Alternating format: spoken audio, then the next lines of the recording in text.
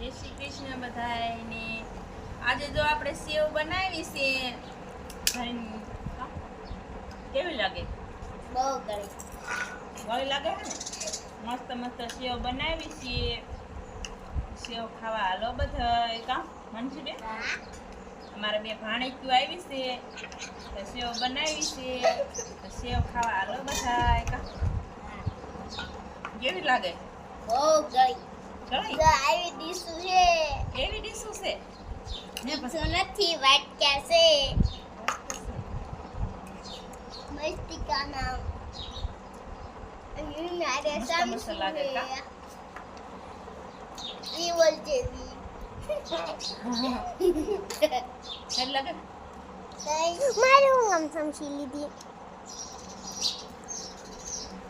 એકદમ હાલો મિત્રો જો પાપડ હોતન છે કા?